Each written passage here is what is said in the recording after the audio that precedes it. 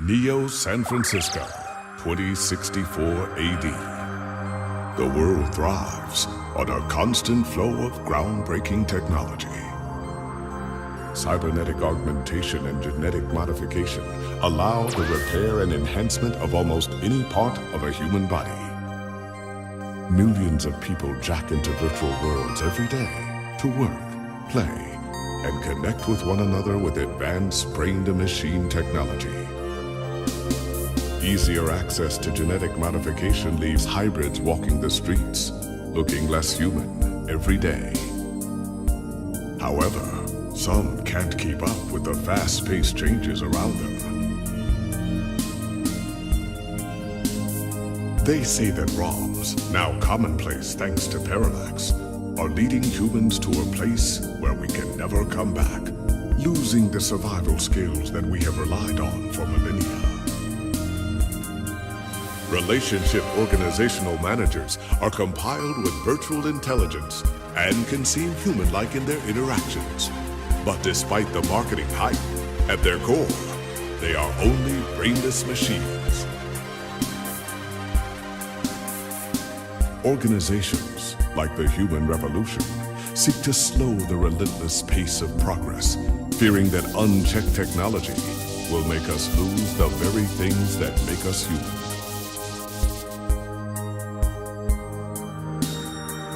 High above the rising tension below, a parallax engineer has blurred the line even further. And with this, humanity's destiny will be altered forever.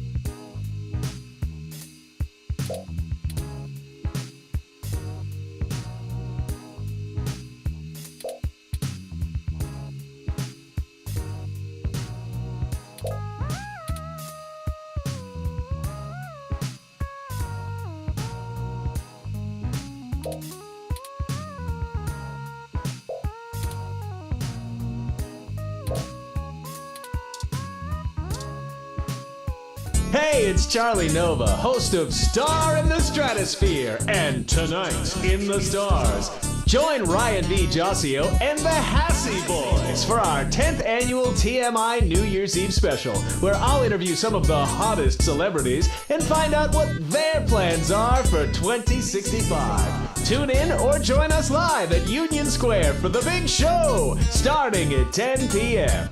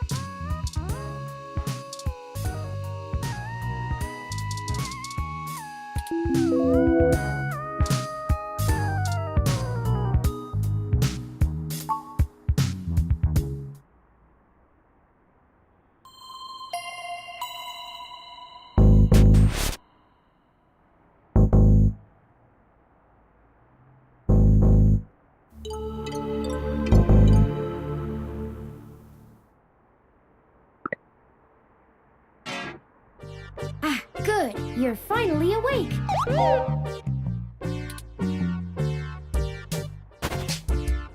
I'm honestly not sure why most humans still have such lengthy sleep cycles. It seems rather inconvenient. Are you significantly opposed to cybernetic augments?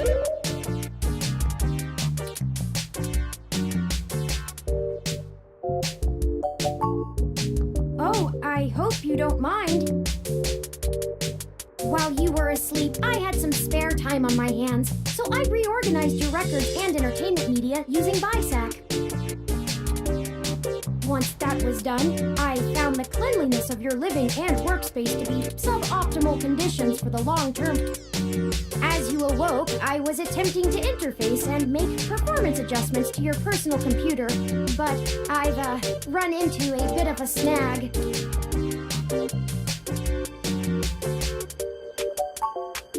I came in through the door. The cryptographic algorithms it uses are actually quite atrocious. It only took me 17 trillion clock cycles to break your entry code. It looks rather imposing, but it's actually a knockoff of the